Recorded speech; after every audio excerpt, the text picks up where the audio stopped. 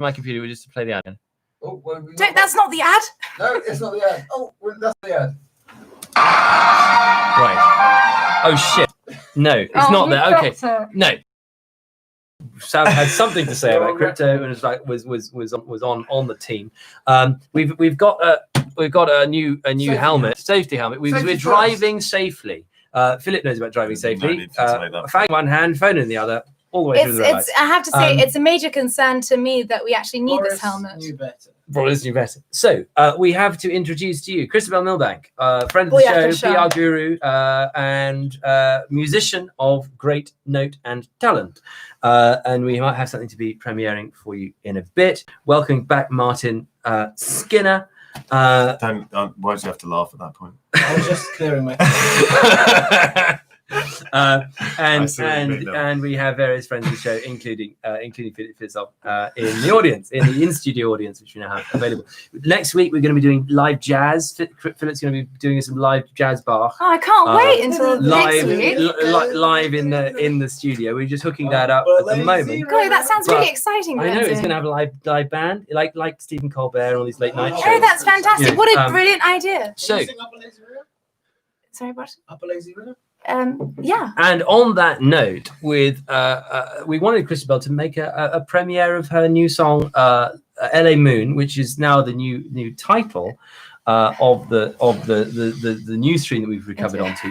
So I thought we'd have a bit of a chat Christabel, first, Lorenzo. We've got so much to catch up on. Yeah, no. What inspired the song? Okay.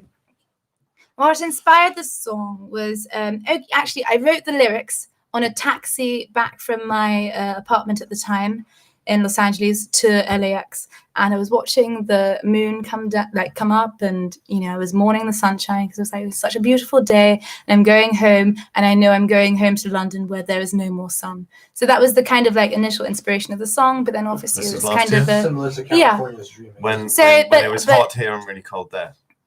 No, the opposite. It was sunny in Los Angeles and it was cold here. It was around September. Okay. Of last year, yes, and but it's it's a little bit of a love song as well, but it's also a song about I don't want to say it, but it's striving towards one's ambitions. Okay. The American Dream, which we have here behind us, and we're very First Amendment ready. We're very pro free speech here on the show, and we love the American Republic as a and there's a no death in Republic. this song, which is great. Unusually for you. Because normally Christabel crucifies my reputation in the songs that she writes when she's bored in LA. Yeah. But it always comes out well, and it actually speaks to what we were talking about with Martin earlier in terms of that unconscious competence. What Christabel does really well, we've had it here on the show before, is not when she's intending to perform, but when she's not intending to perform, she actually produces by far the most lyric and aesthetic beauty in her singing. Do you know why that is? It's because that's when the angels flow through you. It's when you're like a vessel for inspiration. Yeah, it's shit. It's a really annoying affliction because when you want to perform, you have anticipated retrospection, and then you think, "Oh God, I'm performing now." When you want to perform, it's never as good. Yes. And when you aren't, with the mindset of I'm performing, then you don't care. So you kind of it's much better, but at the same time, it's also it's also unpolished because you're not performing. But it has the unconscious competence that you can't actually achieve when you move down a step into conscious competence. I mean, hopefully, I think you should be able to achieve it at some point, but you have to balance balancing the two. Martin was going through some strategies as to get out of your own head, and get into unconscious. Tell me all about that. How do you get out of your head? Performing failure, I think was the term. That's a good question. Embracing failure? Yeah, celebrating failure. Celebrating failure. I mean, there is a professional sports people, inevitably, if they're going to be successful, have to use the placebo effect. Okay. As in they have to completely believe that they're going to win every single match. But statistically, of course, that's not possible. But if they don't, then they go from the automatic side of the brain to conscious side, which is far slower and far more subject to Choking. So it's about the bit Choking. rate. So it's about the bit rate of the brain. Actually, your automatic side has a much faster connection to the manifold reality than does when you put your conscious brain in the middle and say, "Oh, now I'm thinking about it." Yes, that's when you choke. It reminds me of a sport at school, actually. And we had several tactics. In netball, we had a tactic that if you were defending, you draw a big spider on your hand so that they get distracted. But also, like, in rounders, when you're about to hit the ball, we would have this mantra, and it's kind of really cheesy. But it's like, I believe in myself. I'm going to hit that ball. I'm going to, and everyone said it. And you would just like, poof, and it's the best feeling when you're visualizing that thing and you actually just do it. It's really easy to do in sports, but other things which kind of the performance is more than a couple of seconds, and obviously it's difficult to sustain that kind of self-belief. Through your 10,000 hours suspend towards your unconscious competence. Yeah. So I think it's just practice. Are you taking the photographs? hygiene. Well, But he yeah, looks I mean- fantastic. I think No, we the have to. talent component is the The hygiene fashion factor. moment over here. The hygiene Statistically, Very 120 IQ is kind of the benchmark that you need to get on to, average. to get But to above get in that, the it has in the no casino. statistical correlation with extra success in life in any way. Oh, okay. It's all just. So you've got to perfectly have that practiced shit on of 120 to like get in We the don't casino. have to, but Well, yeah. statistically, it's It's a good starting it helps a lot. point. Yeah. Okay. Beyond okay. that, So practice. we instead of being a LA cowgirl, we wanted you to drive safely, Christabel. And when now we're trying to do unconscious competence, you're going to be riding fast and coming Oh, I in steep. And so we wanted to, I'm coming in hot. as you said before. So I wanted to present you with the new Athens like globe of safety and the orb Oh, of. fuck you! of- Now that you've said that, I'm definitely not wearing it. the gold standard, the digital gold standard. Wait, so of I'm your safety. guinea pig. No, we've It's a used this really before. nice helmet. Have We've used you? this before. Yeah, no. Can somebody? Okay, let me have a go. Put it okay, on. give it a try. Give it a try. To make you feel like you're going to get into Who's that. this guy? It's Putin. It's the older Putin. There's a younger Putin. Yeah, it Um, works. Okay. So, should we leave you to ride off to the sunset towards the I other really moon? like All right, sure. Yeah. Fine, I'll do it. Okay. You guys really. If really your daughter's into watching, this. I'm very sorry Thank about you so much the for slightly pulling drunk me into this. Yeah. Instagram Catch you in a messages. minute, Christabel. All my love. Bye. Try and just not concentrate. But she's Well, welcome to wait. unblock me and reply. So, That's great. I think we may have Yeah. actually be able to go to our camera in the garden. Oh, And we Christabel's see not Christabel going. just setting up. But I think we may be able to where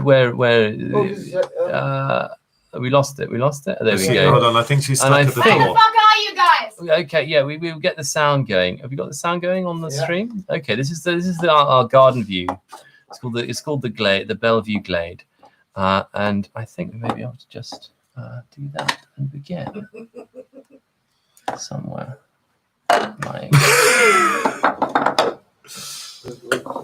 Like, I'm not proud of the aviation. Who made this? Progress. the wrong way round, Russian This turning. Putin thing, because I'm not sure that like the that. three of them actually all. It's called a lathe. Am I really Sound? stupid, or do these three not fit inside?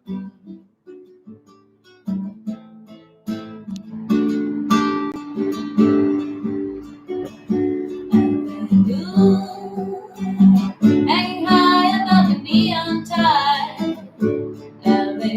Bloom on the sunshine as you take a nighttime ride. Return soon. Earn your money with your hometown trade. Bring the green to the dream. Cashing your chips unseen. Pinnacle is higher. The stakes are more deadly. And my desire has never been so heavy. When I met you, I didn't know you'd get me. Now you've gone, disappeared so gently.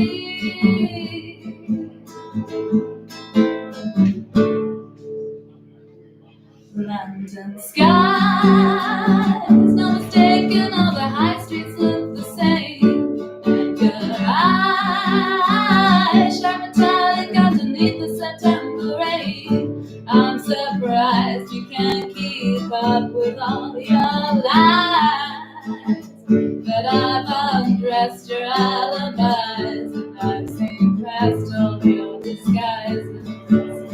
Pinnacle is higher, the stakes are more deadly. My desire has never been so goddamn heavy. When I met you, I didn't know you'd get me.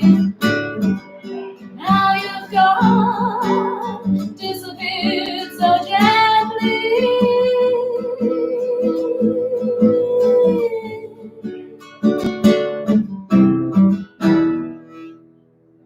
1 second, there's one more verse.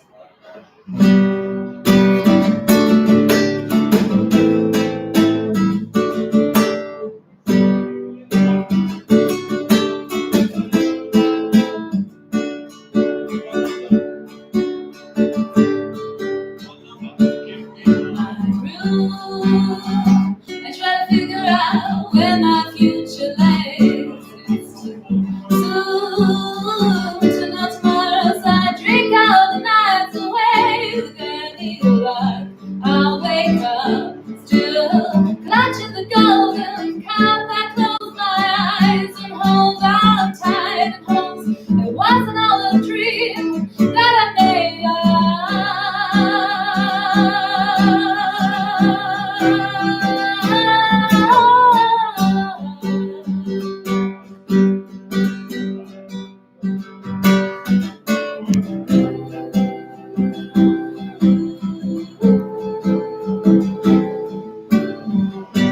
Now you've gone, disappeared so gently.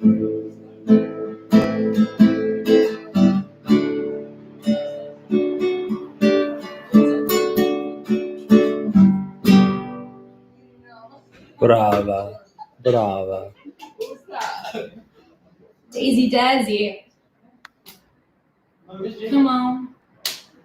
We're back in business. Hey.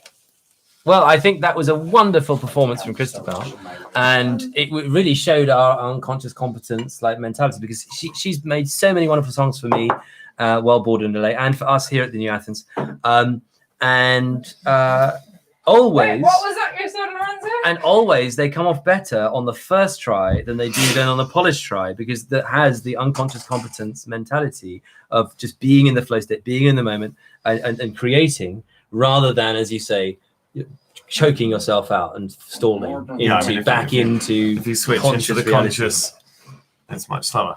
Yes, Sports people have to try and focus on being the maintaining, not thinking about it. no, I've forgotten what it's called. What's the Flow what's it called? state. Not the flow state. The, Yeah, anyway, Lorenzo, On what have you ever placebo. done for me? A placebo as in they're effect. definitely going to win, even though Yeah. obviously everyone can't Hey, win. I'm back. Ah, Christabel. Okay, come. No, wonderful. Thank you so much Take for the this wonderful helmet off. performance. What's happened to my pen, people? Who used the pen? That would be Bono. Well, I tried to, but it was the ink was out. No, It's not basically ink it's out, a just one you user. fucked It's the a one pen. user pen. So yeah, Absolutely. Lorenzo, what do you mean? Please do. One of many songs I've written for you. and for us here, we had a premiere a week ago with the No, I Boho didn't show. write any songs for you. The only song that I wrote for you, Lorenzo, was called Pinstripes and Baby Wipes. Should we have a performance of that in a while? Anyway, we'll think about it. So I'll think thank about you it. so much for that premiere, Christabel, here live on the New Athens, and unconscious competence. As Martin was saying, we Are can you do trying it. to say that I'm some kind of idiot savant? Yes, Thank you. the savant, but not necessarily the idiot. Savant. So go back from here to here. That's not mine. You're the rudest man I've ever met. Yes, but being, as we said earlier, Is it rude? Is As it we said rude though, earlier, just being to a be cunt- direct and correct? yes, as we said, being a cunt is necessary to start off that way rather than become so later. Yes, okay. I love New York. I really love New York, but I don't. Really? And is it nice? I have to say I prefer London. Really? Why is I that? like New York, but I prefer Los it's Angeles. just a little bit What about Cafe anonymous. You're Blue? slightly detached from things in New York, I think. Really, you find so? I find it's more. That has that flow state. And I the find taxi it's place- driver stole all the presents that I bought for everyone back annoying. in London, That's annoying. so I had to buy them again. That's annoying. So yeah, we were talking about the The middle child, the squeeze middle, and Germans.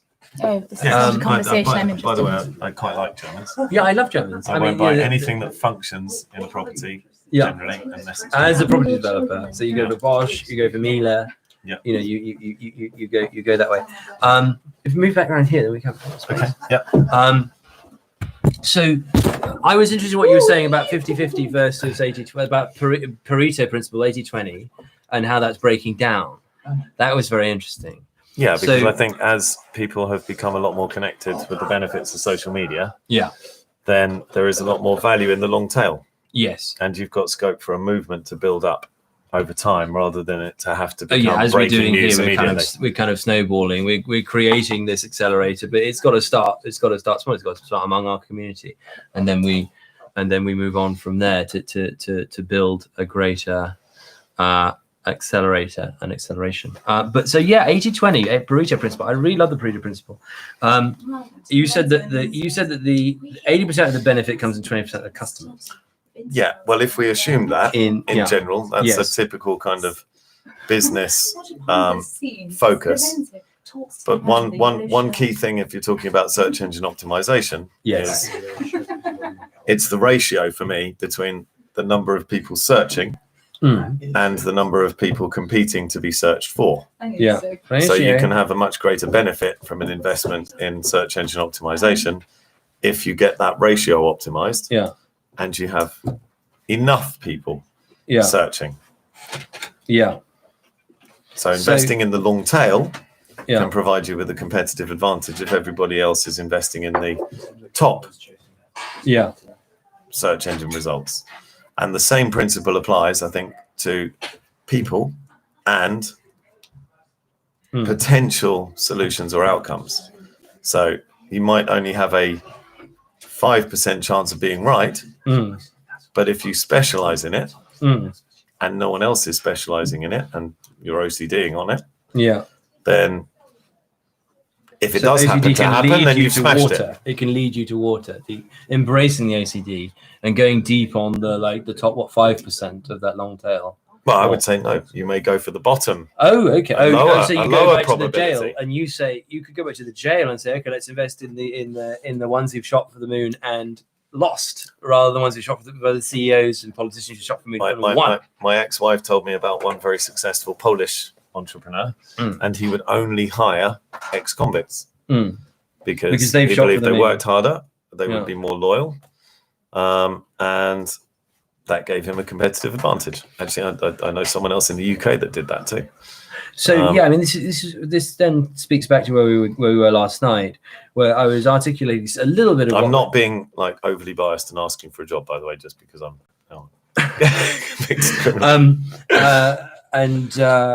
No, I mean, absolutely, Martin's But absolutely. if anyone would like Yeah. to pay me a ridiculous amount of money for Yes, part-time job, ideation. No, absolutely. So I mean, we've got wonderful people here, and I'm sure I'll get it.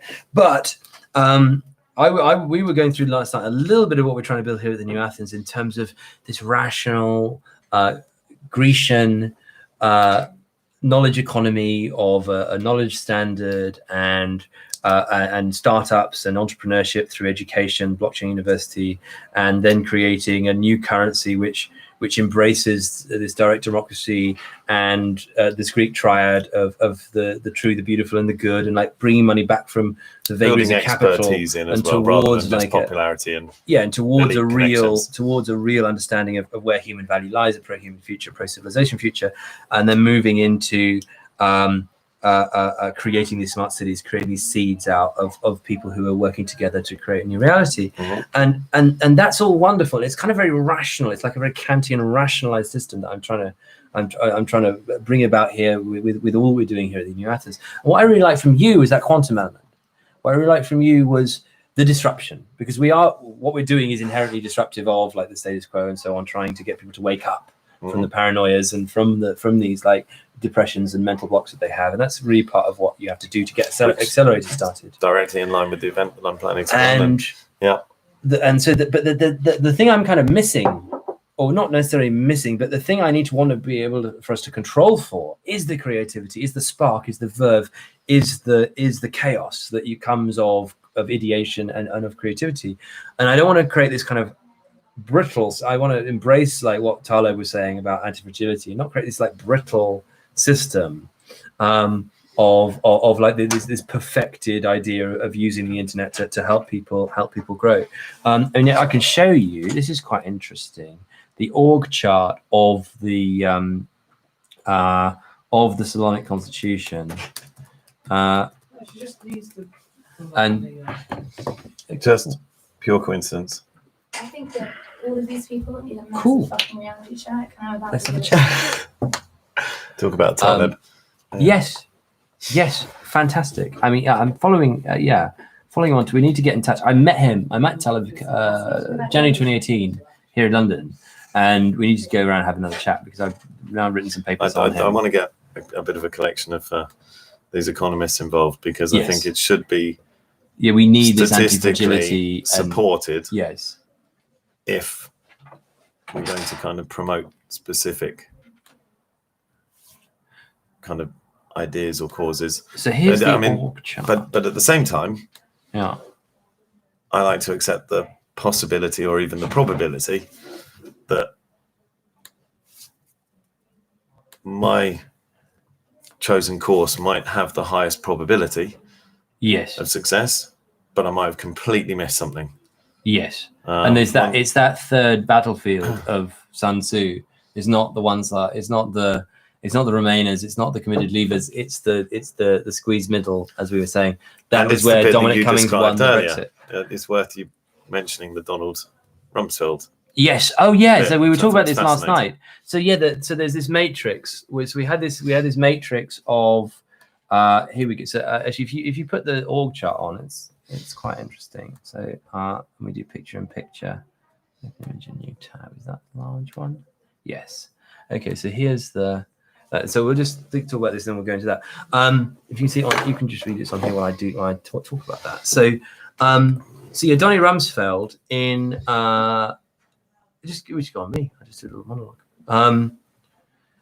Donny Rumsfeld in 2001 gave as Defense Secretary at the Pentagon during the period of just the aftermath of 9/11, when the US was gearing up to invade Afghanistan.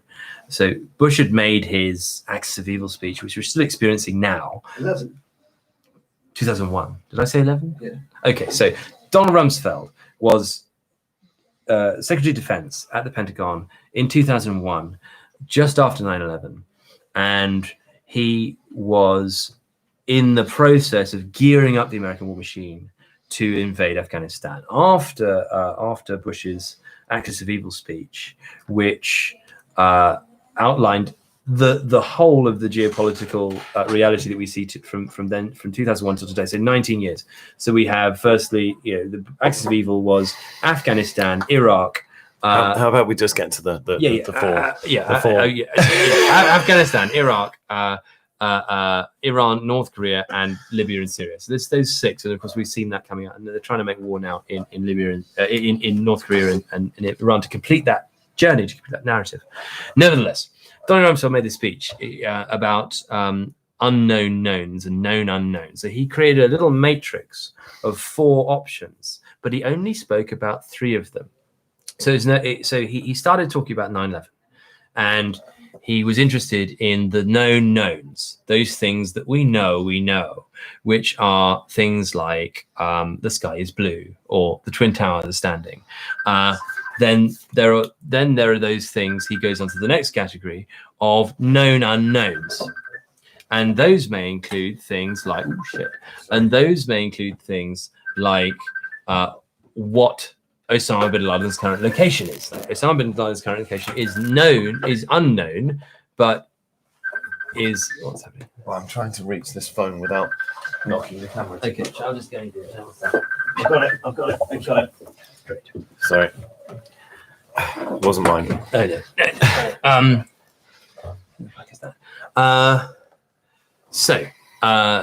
Let's try it. So, Donald Rumsfeld. So run through the 4. Donald Rumsfeld, Secretary of State, 2001, give the speech on unknowns, known unknowns and unknown unknowns. So he creates a matrix of 4 categories. Category 1, the known knowns, things like the sky is blue or the Twin Towers are currently standing as of September the 11th, 2001 in the morning. Category 2, you go across the matrix, is known unknowns, the things that we know we don't know, such as what is the current location of Osama bin Laden. Then category 3, he goes down and says, he then talks about unknown unknowns, those things that come out of a clear blue sky like a plane flying into the World Trade Center. They didn't know it was going to happen, or so they say, and that was a total surprise. So we have the things we know, the things that we're aware of that are something that is information to search for, and there's things that we have no idea of that come as a surprise. But he, interestingly, and I think the key for this whole historical period in terms of American power and the American empire declining geopolitically has been that fourth category of the unknown known that he doesn't talk about. So what is an unknown known? An unknown known is this. So Donald Rumsfeld sits at the top of a pyramid in the Pentagon, and he can see down the sides and he can see a long way off. So he's got a great view of an institutional reality from the Department of Defense. But sometimes what the problem is, it's not a glass pyramid, it's a stone pyramid. So where he can't see from the top of the pyramid is down into his own structure, down inside the offices of the Pentagon, say. They require information to filter up a hierarchy where there are human issues which get in the way. So let's say that your known unknown is actually the location of Osama bin Laden. There is some guy, a little analyst on a desk down here inside the pyramid structure. He's the Afghanistan analyst, and he knows that which cave that Osama bin Laden is hanging out in. The Jack Ryan of our scenario. But unfortunately, he doesn't like his boss doesn't like him. He's not passing his reports up the chain. He's jealous of his career. He thinks he may be stripping his wife. And so the boss just does not let those reports come up the hierarchy because he feels challenged. And so this personal psychological issue then leads to this this unknown known problem that you known unknown. There's known the unknown known is the fourth category. My apologies. So this unknown known problem in your institutional structure, you know it, but you just don't know how to access that information in your RAM right now. Yeah. You don't know where to search for. You know what the search terms are, and this goes back to your social media point of then the power of attention, this proof of attention that we can harness with the blockchain, that this sort of Death Star laser of attention has this way of zoning out on the other options and on the other information that's there. It funnels you down into these few channels, and then you have all these unknown knowns. So many channels zoning into their OCD focus. Yes. But in my opinion, prejudice, judgment, and stigma of maybe madness or addiction or mental illness, or just a prejudiced view. So it might be that one particular country doesn't want people to have a particular right. Yes. Probably the person at the top projecting their own insecurities most of the time. Yes. Equally, I challenge myself whenever I realize I've said an absolute. Maybe that means I've missed something. And that's why I think you're a good conscience for what we're doing right now, because we all say that, oh, Socrates said the only thing that I know is that I know nothing, but do we really act that out?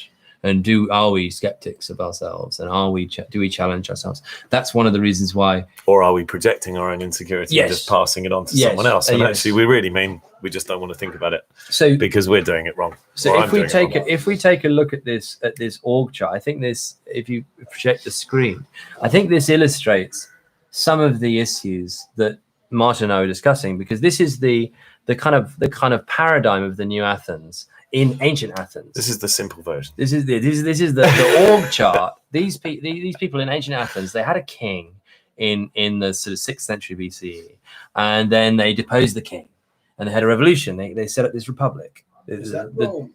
No, Solon in Athens. Okay. They also had a king, and they also set a republic. But it wasn't 6th century BC in Rome, where they got rid of the king and set up the republic. About the same time, actually. Okay. Yeah.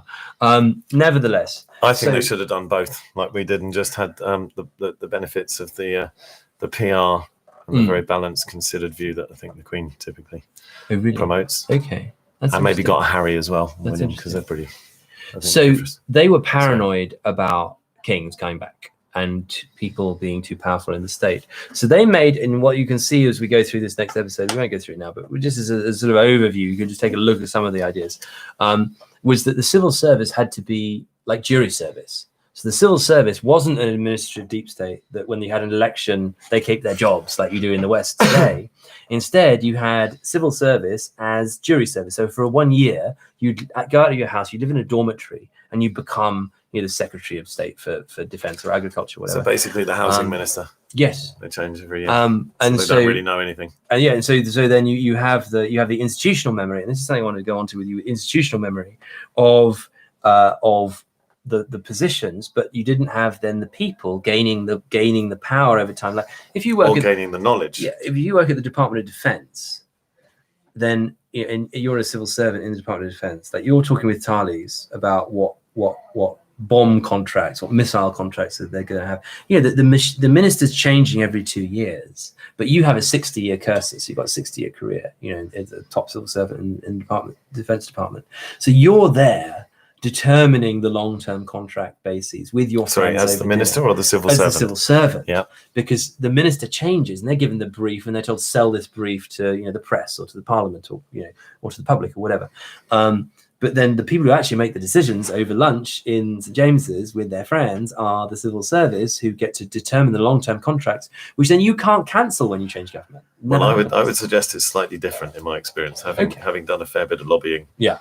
Quite directly. I would say the civil servants tend to know what they're doing. Yes. However, they provide the documentation. They provide the support for whatever strategies the ministers would like to consider. But it's the ministers and then the what you don't see MPs that make those decisions. But if you have a 20-year project, you're right.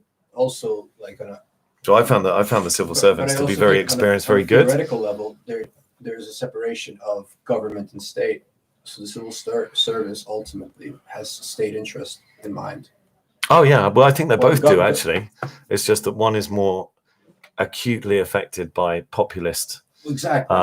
The government has a popular mandate to push through a particular agenda, so that they have popular interest perhaps, and which can be very short term, responding to breaking news, while state interests have ultimately the preservation of state of longer term, maintaining the fact that stability is there.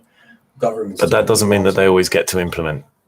No. I mean I've had a lot of meetings and interactions with a lot of very smart and experienced civil servants, but those policies have been a real struggle for them to get through with a whole series of constantly changing, in my case, housing ministers. Mm-hmm. But then you have the third category, which are the sort of project managers that are appointed by the government in response to new policy goals, which may draw on experience from the established civil service, but then you have relatively young project managers leading those specific projects who are typically only just out of university. And in the time that I've kind of talked to them about it, they're very nice, but we were all communists when we were just out of uni. So they don't really understand commercial practicalities. Are you suggesting that there might be something wrong with my communism? Yes. I like communism. Can't we combine the two? Become hippie capitalists or philanthro capitalists? What do you think? You are a sculptor. I would have thought you should. Yeah, I just grew up in a country very briefly that was communist, and I don't see any benefits from that. What do you think is communism? I think it's typically a very well-intentioned structure that encourages everybody to have their opinion and do what people want to do, on average, or all want to do. So it's ruled by committee, if you like, which typically leads to inefficiencies and ultimately corrupting the whole thing. Compromise is where, what is it? Nobody gets what they wanted. Is that what it? Come on, carry on. Sorry. So So I think if you can combine the two, Yeah. which So- ultimately democracy does do anyway to some degree, but it tends to be through the media. yes.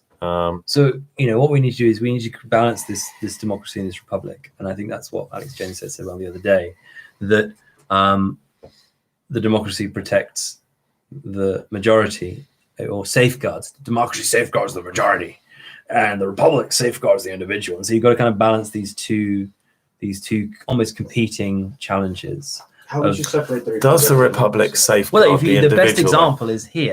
So if we go back to the org chart, so what we can see. Can I throw in my little bit just to tie it up, and then I'm going to sneak out for the cigarette, and you can carry on and explain this because this is really interesting. The bit that I've kind of dug into recently, having had the privilege of having been quite wealthy for a period of time, made a fair amount of money with IT, then property, lost everything, then property again, lost everything again recently. I've spent a lot of time with fascinating people who are either very successful themselves, or their parents have been very successful, or their family has been very successful through the generations. And typically the person that has established that success has been very focused, specialization, division of labor, probably OCD almost exclusively, typically ADHD elements, typically some sort of extreme psychological profile. Yeah, I mean, so maybe bipolar, maybe autistic. If you dig back, or even not very far in any dynasty's history, you get to a Henry VII, who's a hard-bitten motherfucker who will take everybody out. Well, and so I'm not get your actually Henry suggesting that it's. I'm not actually suggesting it's the hardcore bit. You get your Elizabeth I, you get your flowering of something Renaissance, but it all comes out of this guy who is just in Wales, like getting shit done and just being a killer. And so you can see at the start of every dynasty, you can take all the flowery cultivation but the killer off. bit is slightly different. Yes, and you might have to have the killer instinct. Yeah, I got told that I didn't have enough of the killer instinct to be top tennis player, for example. And true, I like playing loads of other sports as well. Yes. Plus, I didn't really. If I felt I could beat the opponent, then I didn't really care anymore if I lost. So you played the game in your head. If I'd already won in my head, then I really didn't need to win so much that I had to humiliate the opponent, or even bother to make that much of an effort. Yes. So people that practiced harder over time became better than me. This is then the OCD of not wishing to fail, but also being confident that you would succeed if you were trying anyway, but you're not trying anyway. No, I don't know. Yes. But then my ex-wife actually said to me once, a good loser is just a loser. A bad loser is a winner that lost. That's very interesting. Now, I'm not saying that I advocate that, but where I didn't maybe have the killer instinct with tennis in the past, unless someone really pissed me off, business since, I think there's been a higher cause, a greater motivation for me. There's a fundamental problem there that I happen to have a lot of practice and experience with that I can solve relatively easily. Supply of homes and affordability is obvious to me. You just design them more efficiently, make smaller homes. You can build more within the same construction capacity constraint, and they can be better. Maybe a smaller private unit and then a bigger shared space. Anyway, there are solutions to things like that, and with practice and with Le Corbusier, machines for living. But his machines for living were for very rich people, because he built these villas with flat roofs that leaked, because he wanted a machine that didn't work, because it was a machine of his mind. So he built these big shoebox. That's what I'm getting at. Yeah. Like Goldfinger built Trellick Tower. And let's find a picture. And so Goldfinger built Trellick Tower, and Trellick Tower had brutalism. Brutalism. And on every floor there was a room for craft for everybody on the floor to do their crafts in it. But it just turned immediately into a drugstore. Yeah. So it's like So here is What- Trellick. Yeah. And yet it's still protected. And I think actually some friends of mine Yes, it's been redeveloped that. yeah, it's been listed. Yeah, I think it was the Sunnings with So under here is Newcastle. here Maybe is- I'm wrong. if you buy one of those in Trellick Tower, you're then liable for the service charge of an insane amount of money because it needs to be done. But what I'm saying is the idea. If you share the screen, we can see what this is. This place to live. So here is originally. We do the picture in picture. It's nice. It's a nice idea. Yes, wouldn't it be great if everybody could get on with their craft in the spare in the communal area On that each has floor. no lock? You know, it's Yeah. like, but that unlocked In communal area- each flat. No, No, on a floor. Each floor. Oh, in each There's- floor, there's yeah. a space. So it's like an early student accommodation block. Yeah, but the fact is, Yeah. that communal area that had no ownership just Hmm. became The tragedy of the commons. Well, Yes. I mean, Yeah. the way I've done it slightly differently is you have a club lounge and a sky garden.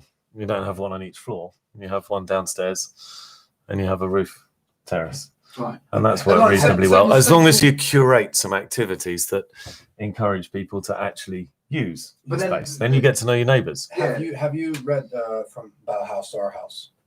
Well, I know of it, but no, I haven't but read it's it. like, it's summarizing what we're discussing right now. I mean, the idea is that these intellectuals of the modernist period, Bauhaus, are always concerned about, like, we're entering a new age and what would be a utopian house for the working man. And the issue is that the working man didn't end up sharing the same utopian ideals, right? So it's like you can make these beautiful, like, let's put it this way, intellectually interesting constructions like Trellick Tower, but the common man might not share that fascination with this abstract philosophy. He just wants the basic home for himself, and he finds Let me- similar to a factory where he really works. Yes. Let me so let me it's let me dehumanized. challenge you on this a little bit because I have practiced and studied to a fairly decent extent, although I haven't read that particular bit, but I'm familiar with the movement.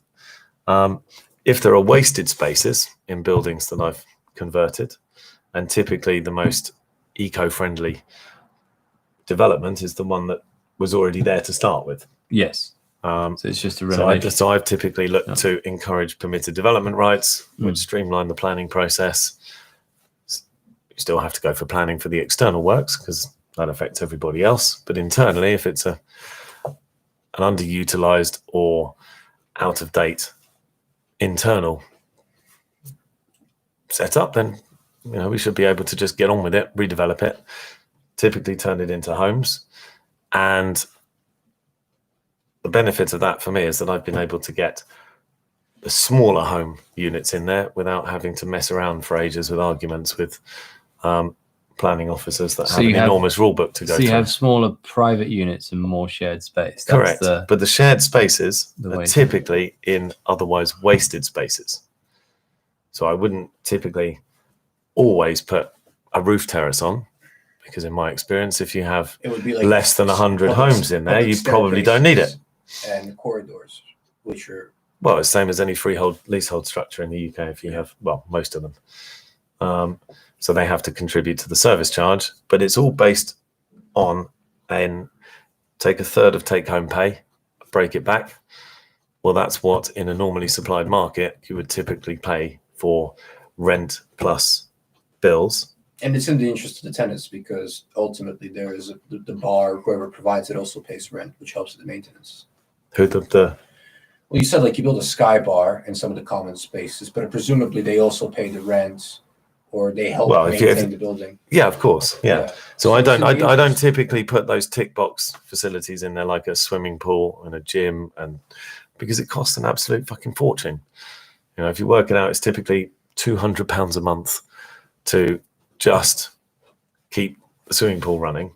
When actually I'm not in the swimming pool business or the gym's business. They could go down the road for 15 quid a month probably. Yeah. So we just arrange a discount with the local gym.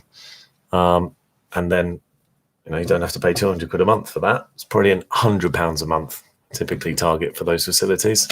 Put in solid kit, preferably don't move it around too much. And you just facilitate people sharing those spaces. And one very experienced marketing guy, when we were planning out some of this stuff, said to me, it's about everybody tends to be working from their laptop or their phone these days, so they don't necessarily interact with people around them. However, human psyche, you just feel more comfortable if other people are around, even if you're not interacting with them. So those nice spaces, really nice, attractive furniture, different zones for, maybe the cinema component, there may be the office component, there may be the... Yeah, and also they like to promote that as being part of their living space. However, if you don't curate some activities in there, people will use it a lot less. But I've arranged those networking events, even just for the residents internally, and I'll tell you, it's been astonishing. People often have their own businesses that they're setting up from home, even though they have their own full-time jobs. And I've heard those conversations. These people can help each other. It's quite astonishing. Yes. And it may just be an interim stage in their life. It's a smaller home. Well, do you know what? I'm 42 now. I'm staying in a 300 square foot studio flat. You're going to turn into a 3-bed. Yeah. Well, 3-bed on Airbnb for a client. Yes. And I value being in that location more than I would value being in a 3-bedroom apartment further out. Well, plus the key is because if I need to walk to a meeting, I can. The key is the cityscape as well, because when you have a great city, you're not in your house. Correct. Because your house is for sleeping, washing, and then you leave again to go out and interact in the city, which is the public space, and and then you're using your life in a way that's not then boxed in, so you don't need as large a box. And that's if you're living in a city life. And that's the difference between the Romans and the Greeks, because the Greeks invested a lot of time thinking that, hey, we got such great weather, nobody's going to want to stay at home anyways. We're going to have these wonderful public places where people are going to meet. The Romans were on the other end a bit different. They didn't invest that much apart from public spaces, but their villas were pretty austere on the outside. And the inside, that's where they had all the underground heating facilities and frescoes. So it's like the inversion. And then they had the underfloor heating. And they had the infrastructure to supply the aqueducts and so on.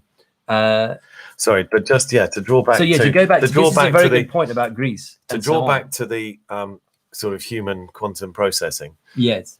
My thinking on this is, right, we have the power of social media, the benefits of long tail. So we can be more specialized in something that has a lower, how would you say, a less popularity, if you like.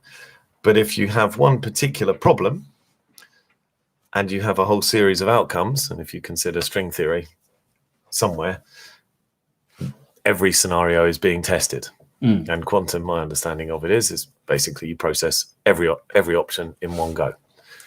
Well, I think we have the potential to have that with humans now, because with social media, as long as you don't prejudice someone who may be obsessing about something with a low probability of it being correct, or they might just be totally mental or just really stupid, not doing any terrible harm, why don't you just let them get on with it?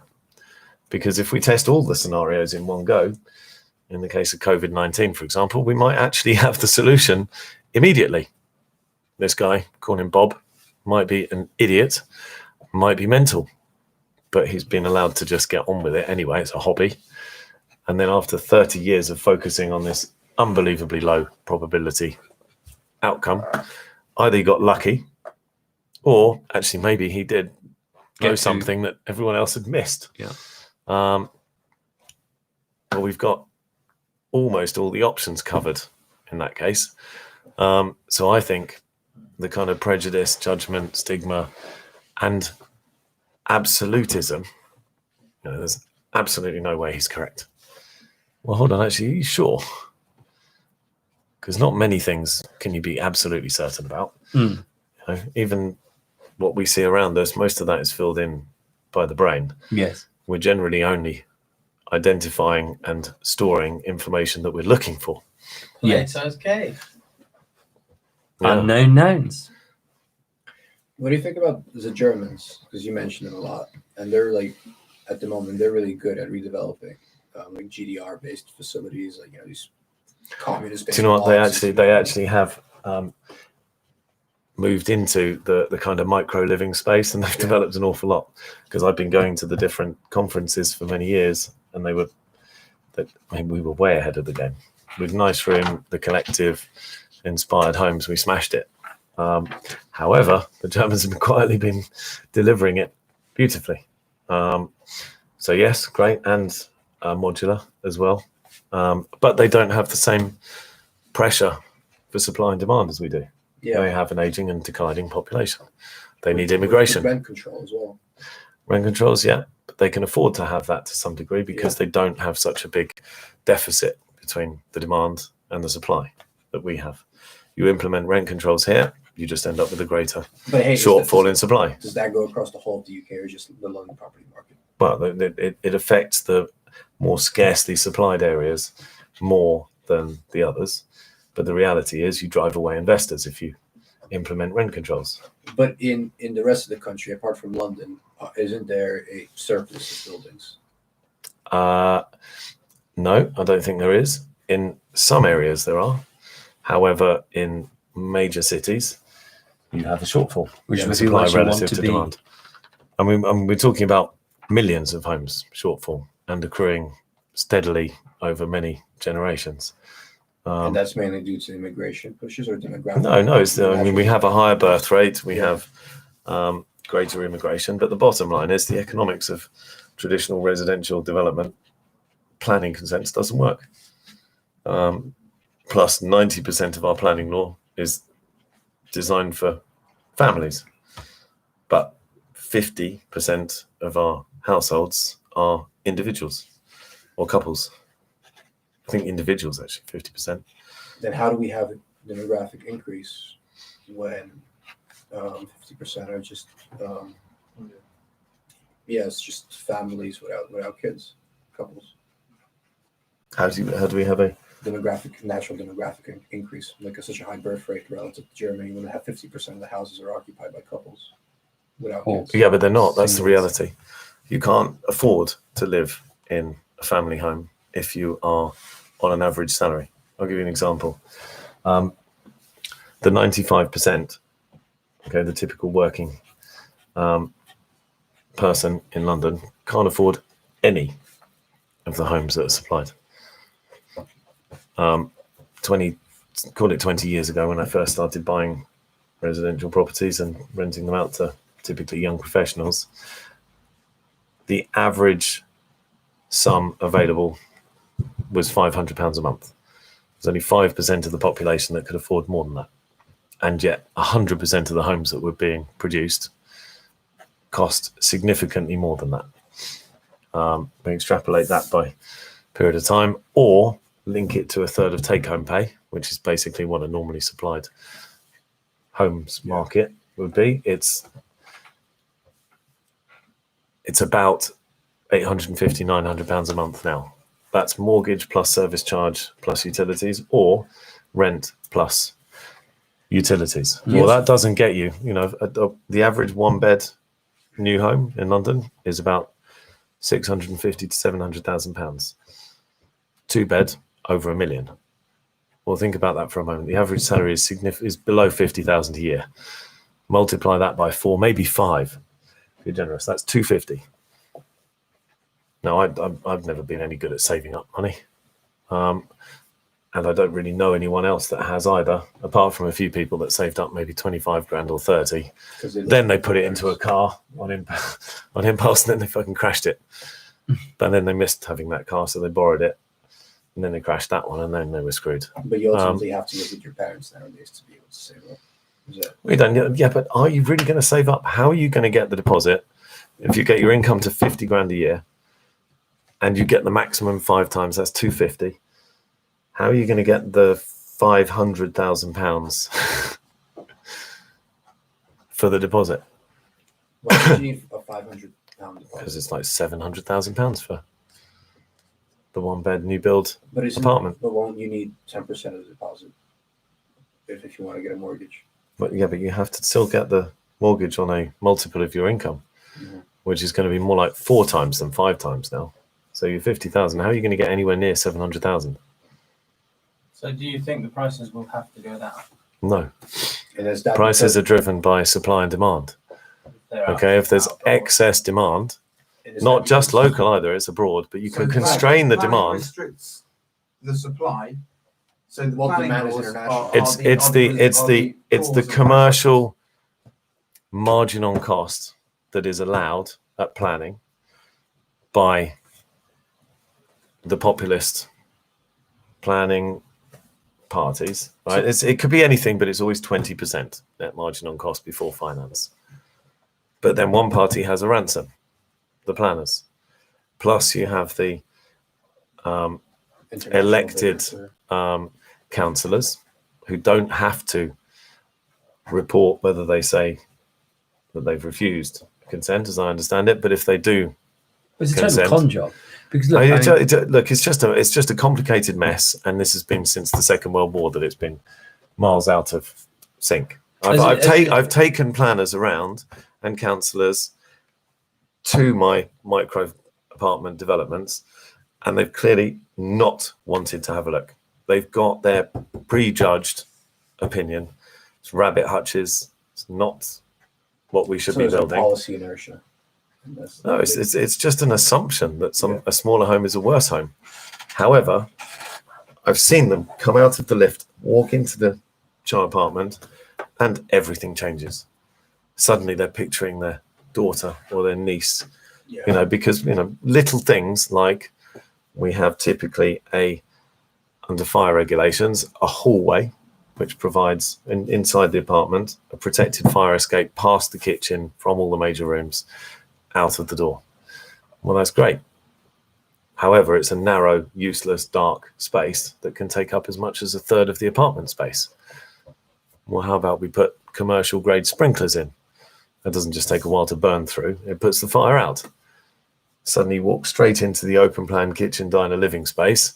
Feels like an apartment twice the size as an apartment that's twice the size of it. You've saved a third of the space in the apartment. Little things like that are just not allowed unless you really, really, really drive home some changes from a disinterested group of people that have a prejudiced view and you don't really have anything to show them. I've been banging this drum about smaller homes being the solution for 20 years. So how do you feel about Grenfell Tower, which is ultimately but the fire regs in my buildings are exceeded massively. Sprinklers put the fire out. They don't just take a while to burn through. There is no reduction in fire protection. There's an improvement in fire protection. And yet that would be quoted all the time. So my point is, and many people have accused me of being, a nutcase and irresponsible, etc., etc., etc. But I can tell you, no one's ever died in a fire in one of my properties. Maybe I've just been lucky. But Grenfell was a whole series of things. It wasn't maintained properly. But that is not a case in point that you're right. The planning permission is outdated. Well, that's building regs for fire, but yeah, planning regs are out of date. But where would the change come from? Actually, the Conservative Party done a really good job encouraging permitted development rights and against a lot of resistance. But we need a lot more than that. I'm actually 20 years, 14,000 homes into this. I need to learn from the next generation, which I did with Reza Merchant with the collective. I kind of guided him for 3 years on that. I've kind of been learning from him recently. And he's doing an amazing job of scaling that business. I've had people that I've had an interview with them and they've told me 3 improvements to my model. Oh, fucking hell. You're hired. It might be that a 7-year-old comes up with an improvement to it. However, that and the flip side, which is the catastrophic, unexpected outcome, the black swan events, the COVID-19s, we can't plan for them other than I think we can allow people to work on the possibility of those things maybe happening. I get written off by some groups of society or business because I do cocaine, or have done in recent years anyway. And I'm not going to lie about it. It's taken the edge off emotional stuff, and it's enabled me to just keep going if I have to work for 5 days. Okay, but I don't think it impairs the work that I do. I might be mental, but I'm not so mental that I'm not making most of the right decisions, I think. And I might be getting stuff wrong, but do you know what? At least I make the decisions. Certainly the intentions and the probability. I wouldn't change many of the decisions I've made. But I accept that I'm going to get a decent proportion of them wrong, but at least I've moved things forward. And I would like other people to be able to try out the alternative views as well, because if there isn't any significant harm in trying everything, or as much of that as possible, well, why don't we let them? Who really gives a fuck if they like hookers, or they do cocaine, or they're heroin addict? Do you know what? We give people morphine in hospital. It might be that they kind of need it for now, or just because they're an alcoholic, it doesn't mean that they're stupid. They might just not be functional for particular periods of time. And if you outlaw it, well, prohibition didn't really work with alcohol, did it? Yeah, the Volstead Act was the And stupidest alcohol's law like ever alcohol's one of them. I mean, it's the worst. You know, the detox from alcohol is horrific. There isn't one for cocaine. Nicotine for cigarettes. If you injected yourself with that in the same quantity as heroin, it would kill you instantly. Okay, well, some heroin addicts might die when they inject themselves, but it's actually not that high a proportion. And the whole process of rehabilitation is the same, whichever drug it is. That's the reality. It's actually not about the drug. It's about finding a way to balance yourself and overcome the impulse that comes from OCD, compulsive bit. And occasionally you're going to obsess. Well, do you know what? If you're kind of pushed into a position where you hide it, then you're far more likely to feel guilty and obsessively keep going quietly. If they can come out into the open and talk genuinely about the reality is they probably are OCD if they're going to be successful, whether it's through drugs or whether it's through just cleaning everything up at home. Do you know what? They're kind of the people that you should give a chance, because they're probably going to be doing something interesting, even if it turns out to be wrong. Yes. They might turn out to be right, even if they were just lucky. I think we enable this kind of quantum component, which is outside the 80-20 bit, maybe, but you know what? If we're guaranteeing that we're going to lose in 20% of cases catastrophically, well, surely that's not a very good system. Google plans for failure in its setup with its servers. It doesn't have the most expensive, lowest failure rate server. It has 1,000 optimally reliable and priced servers, and it just automatically, they just take them out and swap them. The whole system keeps running.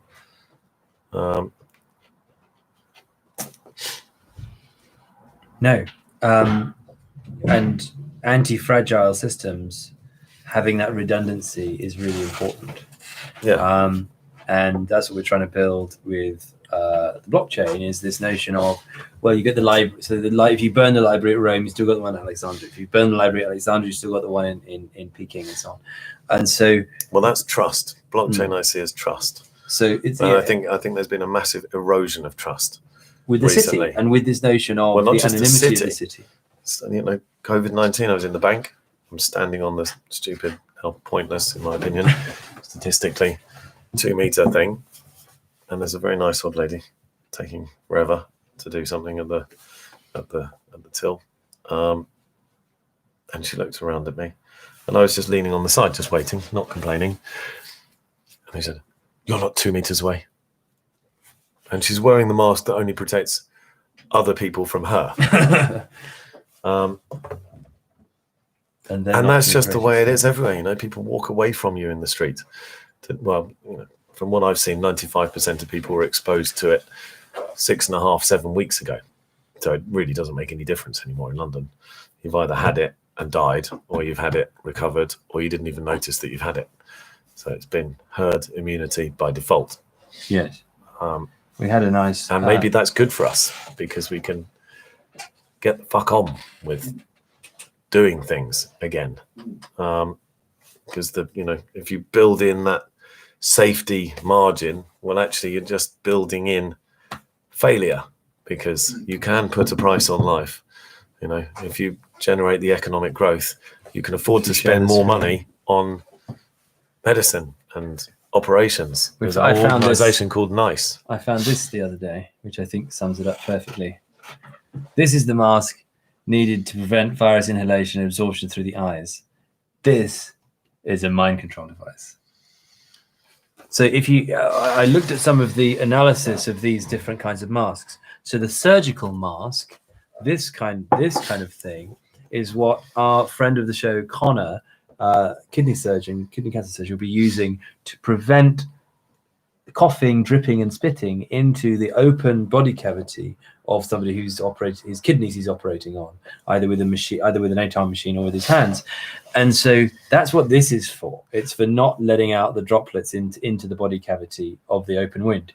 Then you have the N95 mask, which is for a contaminaminated area. So which protects you it protects rather you than just on them the inward, from and you. then it filters. So the filter goes inward for the air that you're taking in, but outward you give out everything that you're breathing out. So my friend wrote an article in the Evening Standard under a pseudonym explaining this. The frontline services staff have got the 3-ply masks that protect other people from them, but only the droplets that are falling down patients into the air have the masks with a filter Yes. to protect them from other people Yes. as well. Yes. So it's the wrong way around, because the first people to get infected are the frontline staff. Yes, of course. So Yes. at the time, viral load gets 25% of GPs.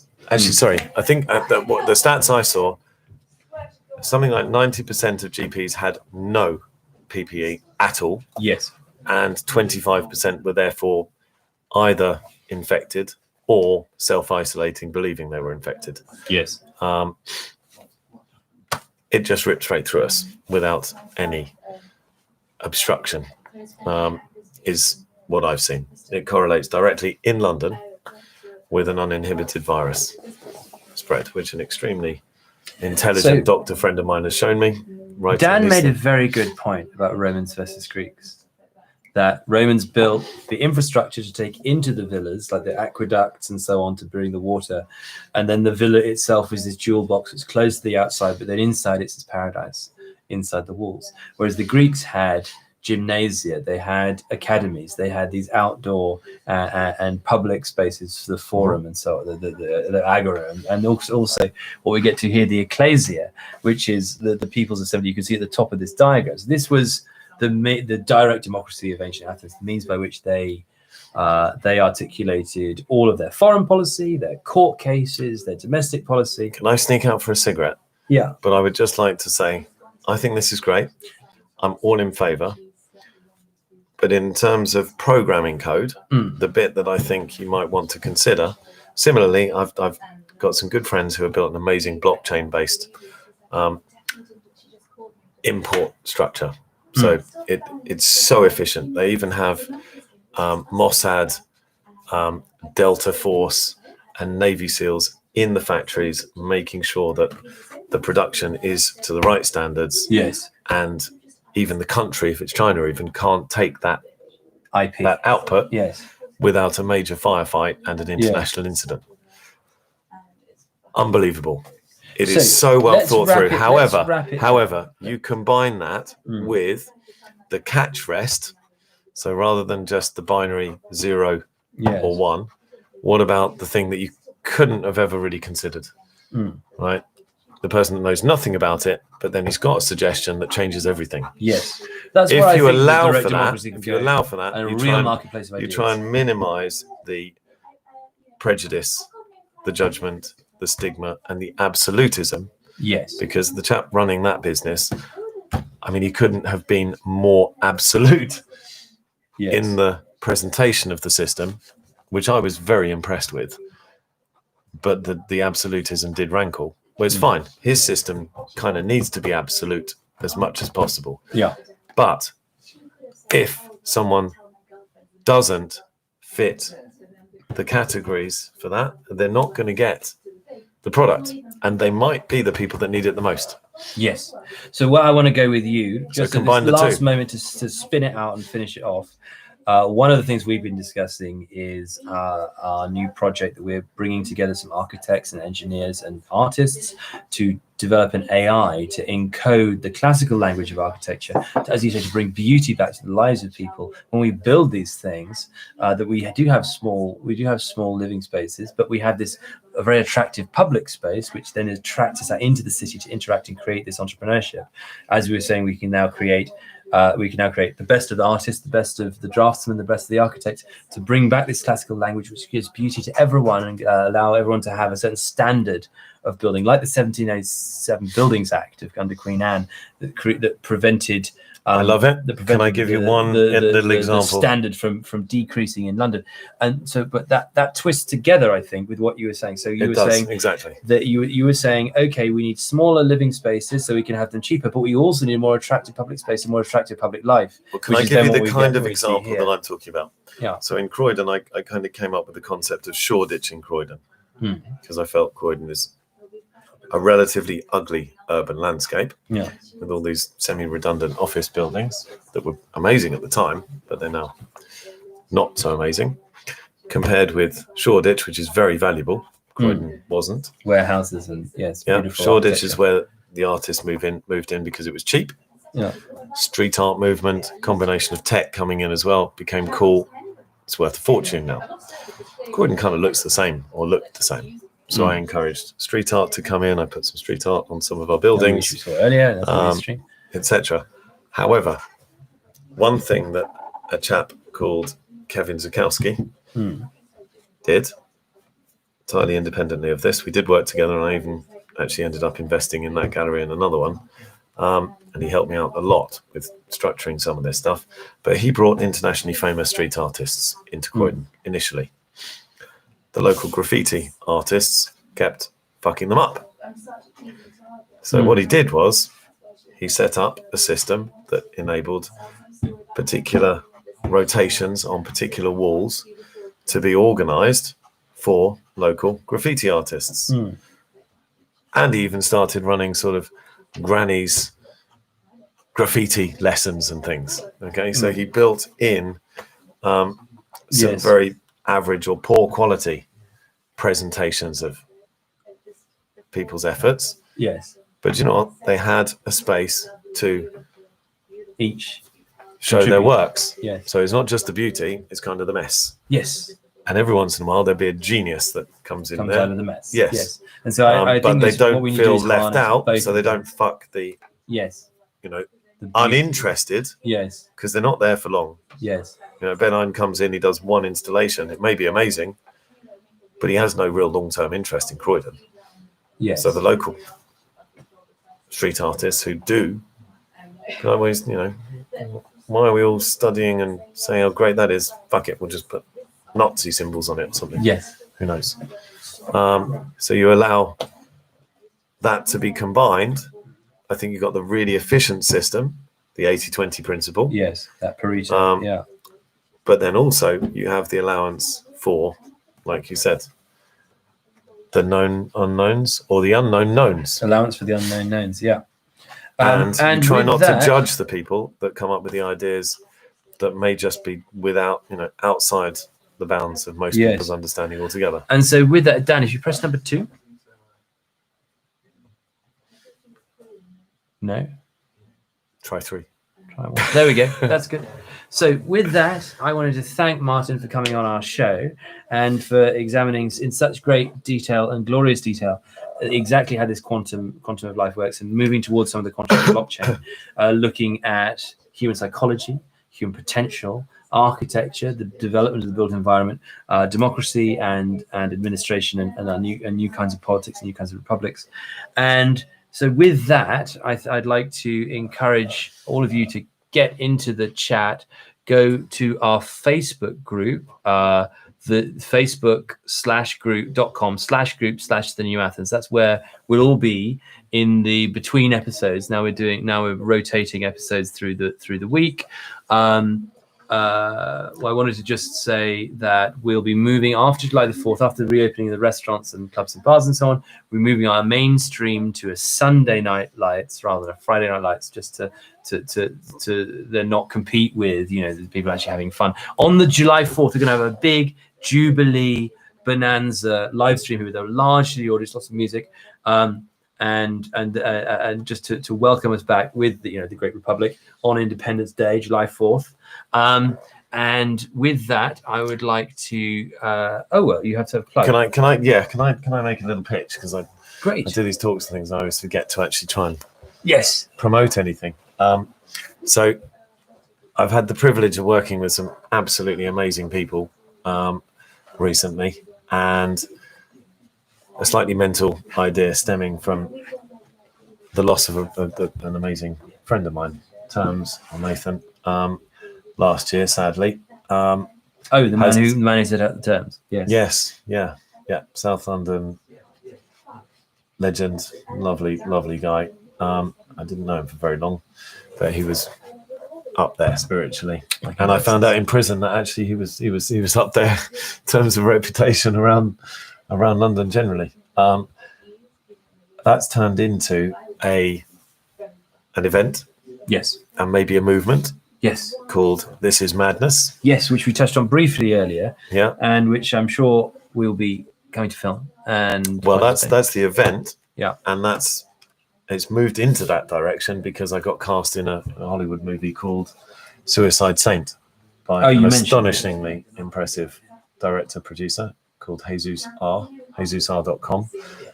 So we're looking for investors, we're looking for sponsors, brands, and we're looking for emerging and established UK talent, music, acting, etc. We can certainly bring people together. So please come and talk to me, or send all those key OCD contact details into the group. First name, last name, what you do, mobile, email. If you go back to number one, then that would be amazing. So what the bid or the ask is. Great. So contact us through the Facebook group. We're also bringing back up to speed smartcitystates.io, our website, through which our think tank functions, blockchain think tank functions here at the New Athens. Nathan at Padaris is worth speaking to. Yes, and we've got lots of people to bring into that architecture now, and we will be talking in the coming days. Martin will be back. Alistair Langston. Martin will be back with us in the coming days and weeks, and we'll be moving forward with our Smart Cities think tank and bring that out there, which would be great for us all to really participate in this project.